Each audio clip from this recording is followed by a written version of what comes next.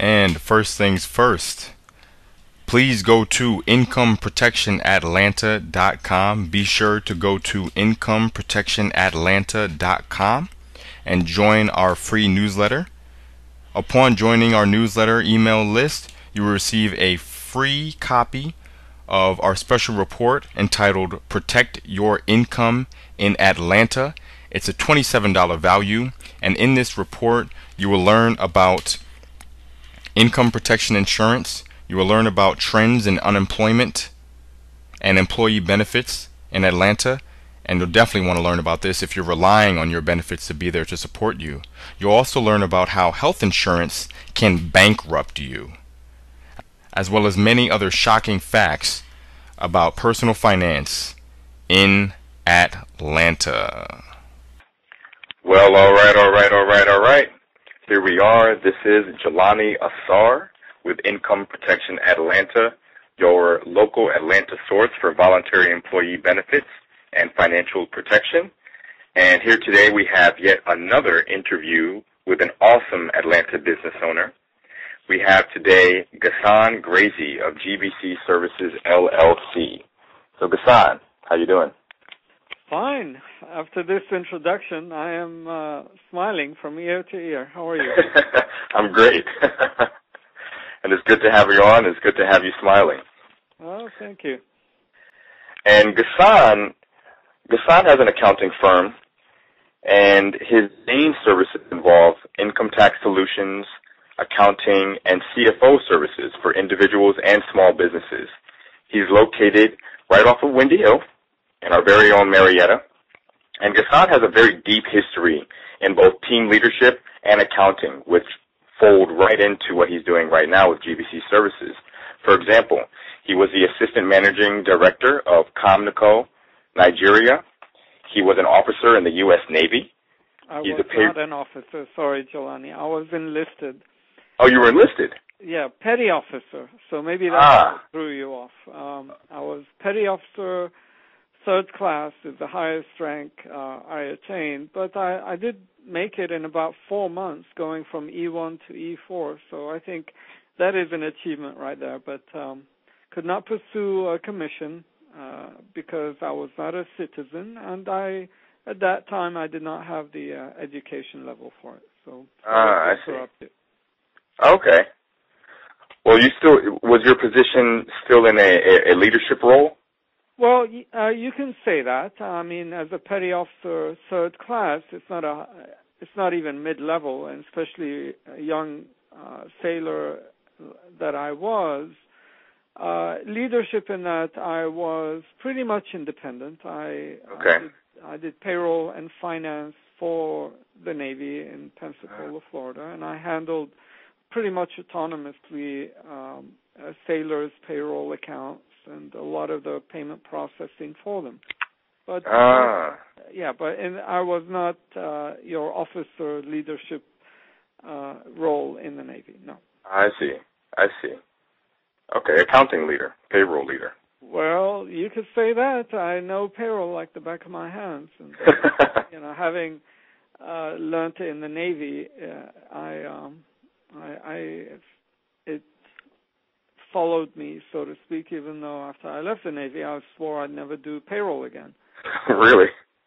Yeah, but that's part of the service that we now offer at GBC Services. We offer payroll and HRMS, which is HR Management Solutions. And you were also the payroll director at One Source Incorporated? I sure was, for about 2 years, yes. And the payroll tax, or director of payroll tax services at RSM McGladrey Employer Services, prior to it being dissolved by H&R Block. Okay. And you were also the supervising senior tax specialist at the colossal KPMG. Well, yes, KPMG Consulting, actually, before it became Bearing Point. So, well, other than the fact that I started as the assistant managing director at Cominco Nigeria Limited, which happens to be my father's company back home. Oh, really? Yes. Other than that, I have progressively been moving upwards in both, I guess, as a sailor and then in public accounting and then in corporate America. And so I did attain leadership roles back when I was a supervising senior. I guess at that point I started to supervise personnel. Okay.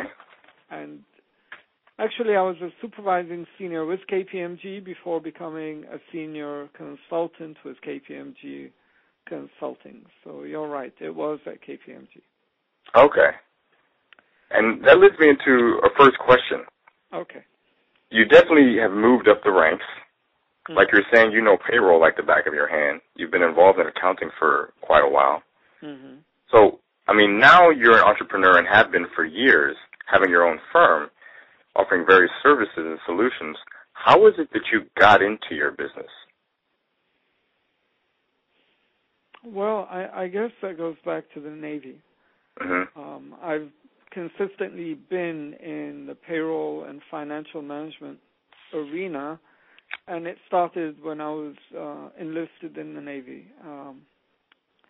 My passion has always been writing, and initially when I went to the Navy recruitment office, I wanted to be a journalist. They asked me what I wanted to do, and I said, well, journalism. However, just like being an officer that required security clearance and being a non-citizen, I was a resident alien back then. They said, no, that's not possible. But my scores, they give you these tests, and I forgot what they call it. My score indicated that I have an aptitude for math and counting things, which I've always had, and so that's where they placed me, and that's where it started. Interesting. So you originally were looking to be a journalist, and your scores indicated that you would be good in mathematics, and that led you into accounting. Yeah. Interesting. Now, how there's this whole thing about, it's very risky to be an entrepreneur, and 9 out of 10 businesses fail in their first 5 years, and then another 9 out of 10 fail in their next 5 years. So I wouldn't take the step into being an entrepreneur. How was it that you took that step and made that leap? Well, it's always been my desire to either become the top guy in whatever corporation I was in, or to take off on my own, so to speak. So my last employment was at RSM McGradry Employer Services.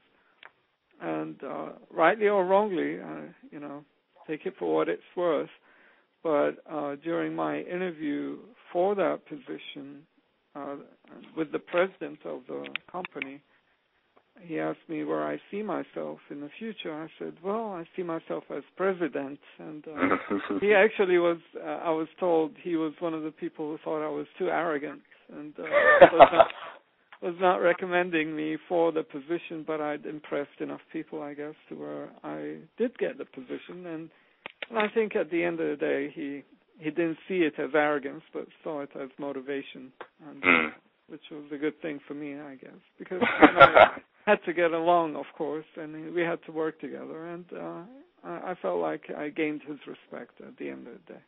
Mm-hmm. Did you have any apprehensions when you were starting your company? Oh, I still do. I still have apprehensions. I mean, especially in accounting, it can turn on a dime. I look at Arthur Andersen, that's been around for over 100 years, and all of a sudden, overnight, it ceased to exist. It just went away. If you don't have apprehensions, then I think you get into a false sense of security and start to make mistakes. And, I think there are many examples like Arthur Andersen where companies can fail as quickly as anything. And what? And you can find Ghassan in GBC Services LLC, along with his team, including Milad, Winifred, and the rest of their team there, right off of Windy Hill. You can find them at the address 1950 North Park Place, Suite 150, and this is, of course, Atlanta, Georgia, zip code 30339. Once again, that's 1950 North Park Place, Suite 150, of course, in Atlanta, Georgia, right here, 30339. And be sure to go to their website.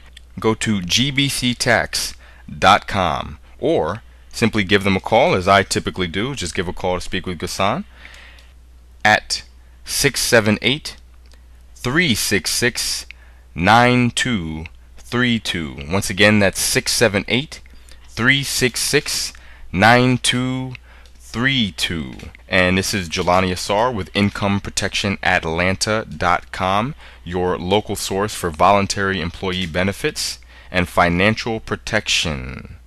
Go to IncomeProtectionAtlanta.com. Be sure to join our email newsletter simply by clicking the blue and orange book cover with the words "Protect My Income in Atlanta," which is the title of your free special report, which you receive immediately upon joining our email communication list.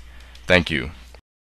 For the next exciting part of our interview with Ghassan Ghraizi, founder of GBC Services LLC.